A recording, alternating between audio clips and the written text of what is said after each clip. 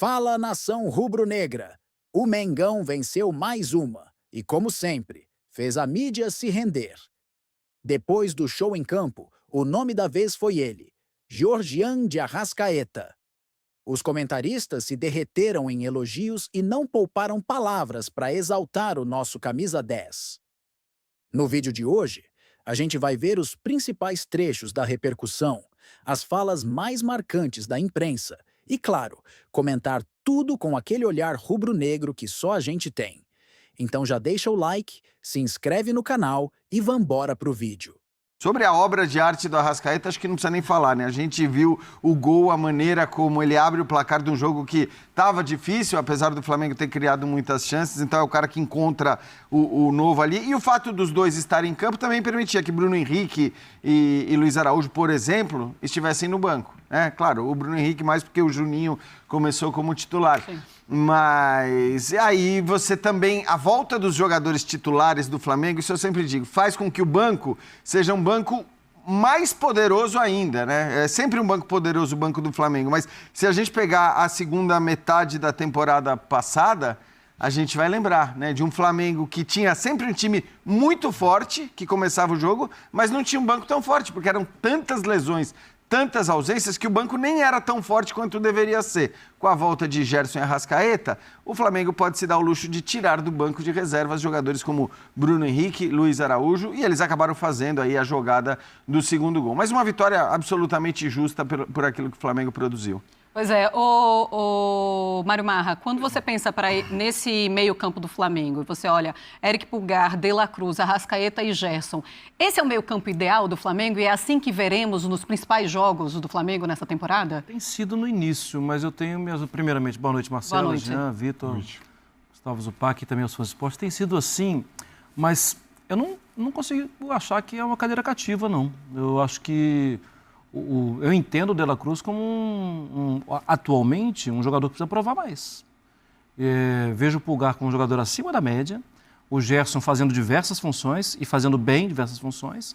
O Arrascaeta é um jogador que não precisa ficar aqui falando muito, né? E o gol, concordo com o Jean, o gol é incrível, né? De qualidade, um jogador que tem tanto recurso que ele pode pensar algo que os outros não tiveram a menor capacidade de imaginar e ele fazia aquilo parecer muito simples. E nesse caso, só ressaltar, né, Marra, roubando a bola. Sim. Esse é o ponto especial. Aquilo é um absurdo fazendo também, algo né? que não é muito comum. Talvez é até mais surpreendente do que a genialidade do gol, da maneira que ele fez o gol. Não, isso é mais surpreendente. Mas então, Marcelo, eu não sei se esse vai ser o meio-campo da temporada. E aí vai uma dúvida em relação ao De La Cruz. Porque com o Gerson você pode contar em qualquer situação. De um tempo para cá, o Alan tem sido mais utilizado. Inclusive foi utilizado no jogo da Libertadores. Pode já o Gerson como segundo e 2 de velocidade pelo lado, de acordo com o jogo. Se você buscar o Gerson para fazer um segundo do lado do Pulgar, ele faz bem. Olha, em algumas situações ele faz como primeiro também. E ele já foi um jogador que foi, com o Sampaoli, ele foi utilizado até como ponta. E ele sempre entregou bem, ele rende muito bem. E essa é mais uma das virtudes do elenco e da abordagem que tem o Felipe para o elenco. Ele pode mudar o time e ele não vai oferecer tanta tranquilidade assim para quem não está jogando bem. Mas vou ser muito sincero, fiquei preocupado com o Vitória na primeira rodada, no jogo contra o Juventude. Sim. E o Vitória de hoje... Bem melhor, né? Bem melhor. Competiu, E veja o tamanho do desafio. Era jogar contra o Flamengo, era jogar contra o Flamengo depois de uma sequência de resultados que não são agradáveis, inclusive de Sul-Americana, e o Vitória obrigou o Flamengo a ser o Flamengo. Hoje o Vitória fez um jogo muito legal, obrigando o Flamengo a jogar. Mesmo jogando, perdeu, né? Tem isso também, já são 5 jogos já sem essa vitória, mas na Sul-Americana o Vitória foi muito mal. Sim. E aí vai para um campeonato brasileiro, eu continuo muito preocupada, ainda mais pela derrota. Continuo muito preocupada porque é um Flamengo que encontra uma bola e consegue fazer um gol com o Bruno Henrique e ganha a vitória. O Vitória foi muito valente no jogo de hoje, como o Sport jogou muito bem contra o Palmeiras, a gente vai falar já. Os dois times nordestinos que receberam as duas maiores potências do futebol brasileiro. Sobre o meio-campo do Flamengo, acho que tecnicamente esse é o meio-campo ideal, mas sempre tem muitas variáveis impactando isso. E acho que especialmente a parte física. Quantas vezes durante a temporada a gente vai ter Pulgar, especialmente De La Cruz, Arrascaeta, Gerson, bem disponíveis e bem fisicamente para fazer parte desse meio campo. Você pega, por exemplo, hoje com o Gerson joga pelo lado, o Gerson vai construir por dentro, mas você tem a volta do Wesley. E aí você tem o jogador agudo que está em grande fase, né? De novo. Fazendo bastante o lado de campo, que o Gerson não faz a linha de fundo. O Gerson vem criando por dentro. Aí ele traz o Gerson para segundo.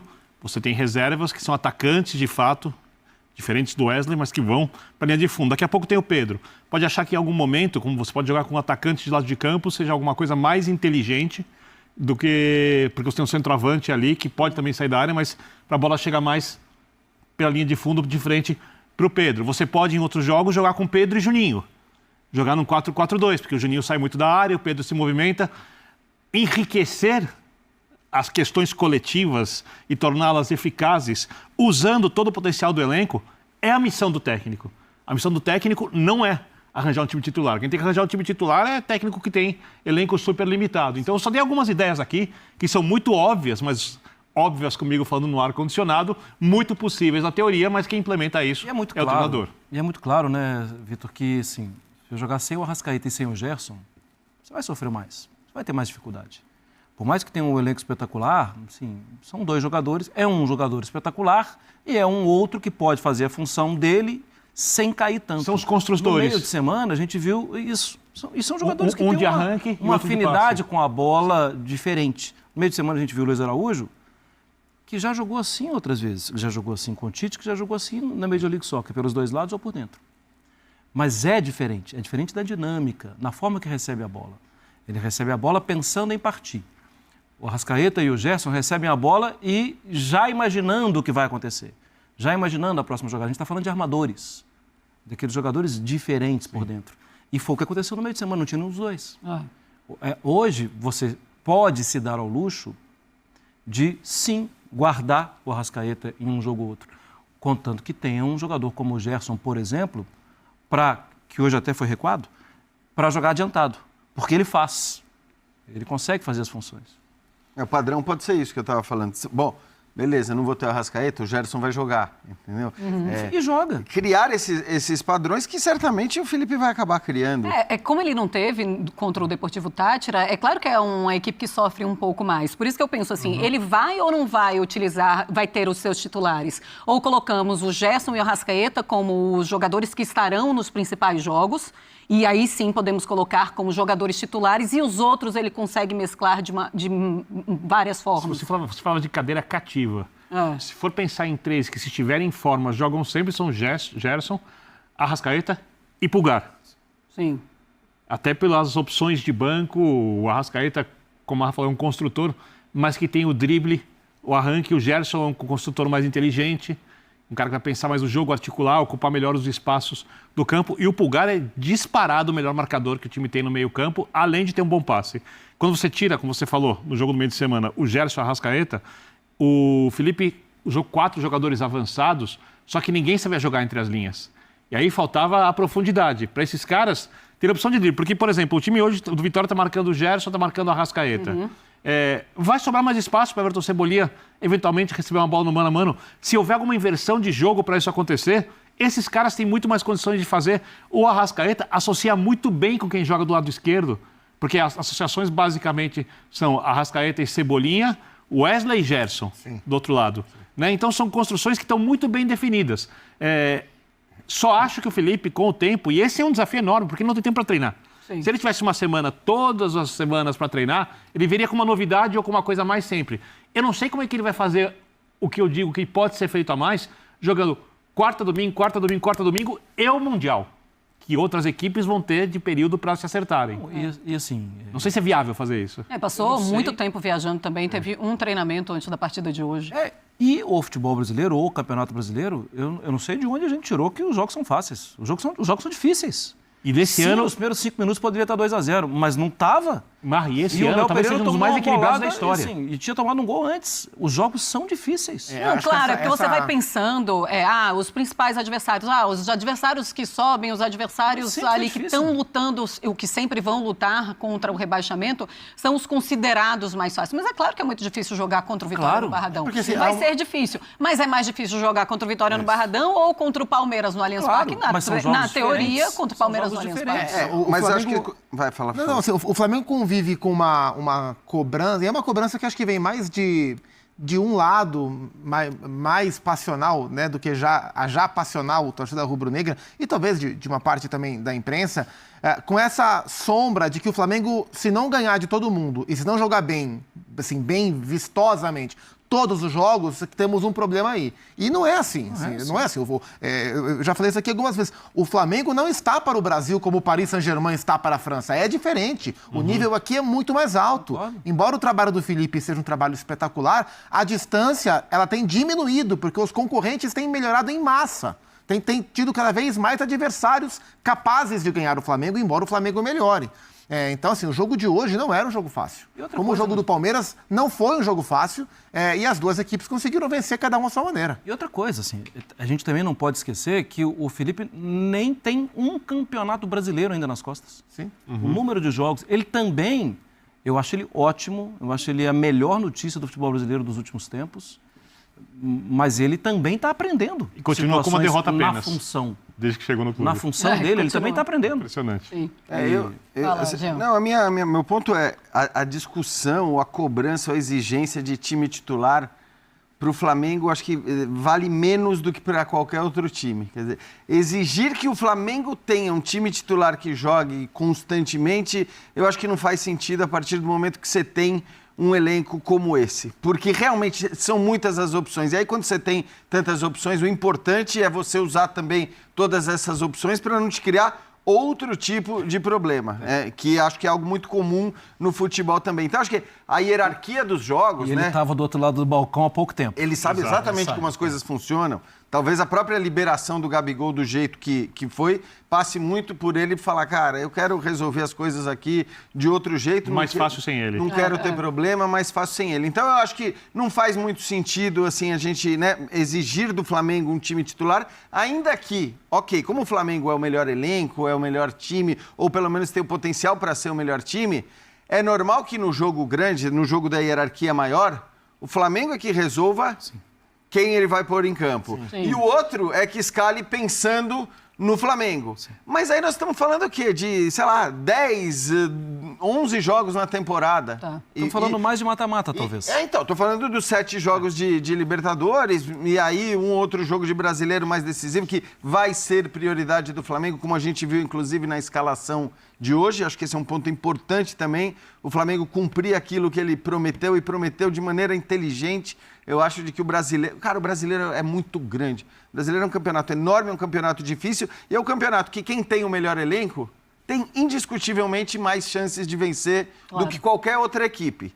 Ao contrário da Libertadores. Você pode falar, beleza, o Flamengo tem mais chance na Libertadores. Mas essa mais chance não é... Faz um jogo ruim. Não é a mesma coisa. Um jogo ruim te elimina, uma arbitragem pior te elimina. Segundo tempo, Nery, como você falou, e aí eu vou tentar lembrar aqui da coletiva do Abel, que ele falou em algum momento que ele quer ter 2 jogadores por posição, todo mundo bem.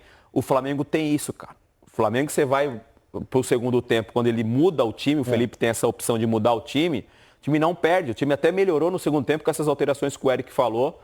É um time muito bom, coletivamente, que aí é o que mais me chama a atenção, porque tecnicamente o Felipe consegue, eu acho, dar confiança para os caras, mas eu acho que a maior virtude do Felipe Luiz é colocar na cabeça dos caras esse comprometimento sem bola. Porque com a bola os caras vão fazer a diferença. E você está rolando? Você está vendo esse comprometimento? Acho muito. Desde o primeiro jogo do Felipe Luiz, eu vi o comprometimento. Contra o Corinthians, né? Copa do Brasil. Um comprometimento dos caras sem bola. Porque, assim, eu acho que o discurso do Flamengo dentro do vestiário é justamente esse. Cara, com bola, cara, a gente vai fazer a diferença. Você vê, daqui a pouco a gente vai falar da mesa tática, eu separei uma jogada que é interessante, que a gente vai poder analisar. Você vê que é um time que, quando tem bola, você vê que são movimentos sincronizados, são movimentos treinados. Os caras se entendem pelo olhar, tem muito tempo jogando juntos. O Felipe, o fato dele ter sido jogador dentro do vestiário com esses caras tudo, ele já deu uma entrevista falando sobre isso, né? Que ele conhece cada jogador, pelo olhar ele já sabe o que os jogadores estão passando. Então, assim, é um time candidatíssimo a lutar pelos títulos, os principais títulos dessa temporada. Pegar o seu gancho do Arrascaeta. Só para pegar o gancho das 5 substituições do Felipe, olha quem entrou. Michael seria titular em um monte de time no Brasil. Bruno Henrique seria titular em um monte de time do Brasil. Luiz Araújo seria titular em vários times do Brasil. E o Plata é titular da seleção equatoriana, que está na frente do Brasil nas eliminatórias e que vem se adaptando super bem ao Flamengo. Então, ele fez 5 substituições, 4 jogadores seriam titulares na maioria dos times no Brasil. Sem dúvida. Pegando o gancho do Denilson, o gol da Arrascaeta é isso aí. É o que o Felipe Luiz passa para eles, né? Ele perde a bola, ele levanta, não reclama, vai lá, dá o carrinho, recupera a bola e faz o gol. Cara, eu ia pedir essa imagem, o gol do Arrasca, para debater um pouco mais sobre o jogador. É um golaço, né, cara? Já que o talento dele é indiscutível, você já enfrentou ele algumas vezes, ninguém aqui questiona o talento dele, eu acho que está muito nítido que ele ainda não conseguiu voltar fisicamente e isso está atrapalhando o jogo dele. Para mim tá claro isso. E o Felipe está protegendo ele, cara. Claro.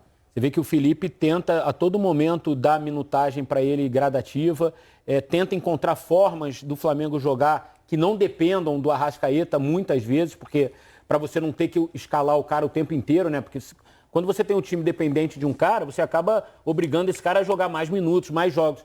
E eu acho que o Felipe tem tentado buscar alternativas para que o time não dependa do talento do Arrascaeta. E uma das... Lá no jogo do Uruguai, que ele se lesionou, ele joga praticamente numa trinca, né? Ou seja, a gente sabe que a condição física dele, de certa forma, é limitada, é claro, e lá ele joga vindo mais de trás ainda, né? Ele é mais exigido, de fato, do que ele é no Flamengo. E outro detalhe importante, é muito legal a gente olhar que quem decide ainda, apesar dele não estar bem fisicamente, é o Arrasca, que é de 2019, o Bruno Henrique, também, que é extremamente útil ao elenco do Flamengo. E acho que esse Flamengo ainda precisa evoluir quando ele acaba baixando um pouquinho em suas linhas. Quando ele pressiona alto, é claramente a característica do Felipe Luiz, né? De pressionar alto, de roubar a bola, assim como sai gol do Arrascaeta. Quando o Flamengo volta um pouquinho para trás, ele não tem a mesma eficiência no momento sem bola. E acho que isso precisa evoluir. Agora é inquestionável, é o melhor elenco do Brasil. É inquestionável. E só destacar nesse lance também, o Felipe pode corroborar, a importância de você ter zagueiros que saibam passar a bola, né? A bola metida pro Wesley é do Léo Ortiz, que é um zagueiro reconhecidamente com um bom passe, né? Então, possibilita que eles joguem mais adiantados, como a gente viu ali, o Léo Pereira e o Léo Ortiz, e a capacidade de passe. Tudo isso que o Denilson mostrou tem também na origem de você ter alguém que passe bem a bola e consiga fazer com que o Wesley receba essa bola em condições de cruzar, né? Então, mérito eu acho que também pro Léo Ortiz ali, né? No passe pro Wesley, né? Você jogando com 3 zagueiros, você tendo um zagueiro que, bom, no caso do Flamengo, eu sou muito fã também do Léo Pereira. Acho que o Léo Pereira tem uma qualidade técnica também muito acima da média. Então, você tendo esse tipo de jogador na zaga, você pode brincar de colocar os caras taticamente dentro de campo, de montar o time dentro de campo, com 3 zagueiros, podendo o zagueiro, de repente, o terceiro zagueiro fazer o terceiro zagueiro pela frente, como se tornar um pivô na frente da zaga, enfim, tem muitas coisas. Realmente, essa riqueza que o Flamengo tem feito a diferença, de fato. Se vocês foram unânimes aqui do Flamengo melhor elenco e tal, eu acho que a diferença maior para os outros está na defesa. Porque, beleza, tem muito jogador bom na parte da frente, mas outros times têm também bons jogadores na frente. Agora, na defesa, a diferença está muito grande, cara. Léo Pereira, Léo Ortiz e Danilo. Cara, 3 jogadores que podem estar na seleção brasileira. Na esquerda, construtores todos. Alexandre, jogador de seleção, o Ayrton Lucas, que já foi convocado, e quando voltar o Vinha, que é jogador de seleção. Na direita, o Mateuzinho, que é jogador de seleção, o Varela, que é jogador de seleção, que pode jogar na esquerda também de lateral. Wesley, perdão. Cara, Wesley. Então, assim, cara, o Wesley só a defesa e o Varela. do Botafogo, ela consegue também ter esse nível de qualidade. Eu acho que não chega, mas na saída de bola, acho que a do Flamengo é acima. Na distribuição, mas eu acho que, é muito acima. Você tem o Jair, que está chegando ao Botafogo, que é um zagueiro com essa característica de quebrar linha, de dar bons passes. O Barbosa, ele tem um passe longo muito bom. O Botafogo tem 4 laterais que poderiam ser titulares na grande maioria dos times do Brasil: Ponte, Vitinho, Telles e Cuiabano. Mas... Eu acho que assim, o Botafogo, tudo bem, do Flamengo pode ser melhor. Mas eu acho que a linha defensiva do Botafogo é muito boa também. Não, claro que é boa. Muito boa, nível altíssimo. Nós estamos falando. Então vamos fazer melhor. Para não colocar o Flamengo como melhor, vamos colocar o Botafogo que tem entre os 3 melhores. Pode ser. Pode ser. O jogo curto dos zagueiros. É que eu acho que esse ano o Flamengo se descola mais dos outros pelas opções que ele tem na defesa. Cara, assim, o técnico lateral olhou para a posição dele e falou assim, eu vou fazer ali a minha diferença. Agora, se o Palmeiras conseguir deixar todo mundo 100%, o Palmeiras entra nesse bolo aí, de ter esses 2 jogadores por posição de qualidade, que o Palmeiras trabalhou para isso. Foi o que o Abel falou na coletiva agora da última partida. Já saíram os áudios? Olha, nação. Quando a mídia tradicional se rende assim, é porque não tem mais como negar. O Arrascaeta é simplesmente um dos maiores que já vestiram o manto. Ele joga com classe, com inteligência e faz o time funcionar como uma orquestra. Não é só técnica, é visão, é leitura de jogo, é Flamengo na essência. A verdade é que se ele estiver 100%, o Mengão sempre vai ter um diferencial que ninguém mais tem no Brasil. E aí, nação? Você também acha que o Arrasca é o melhor do Brasil? Ou vai além? O maior estrangeiro da história do Flamengo? Comenta aqui embaixo. Bora trocar aquela ideia rubro-negra de verdade. Já deixa o like, se inscreve no canal se ainda não for inscrito e ativa o sininho para não perder nenhum vídeo. Tamo junto sempre. Saudações rubro-negras e até a próxima.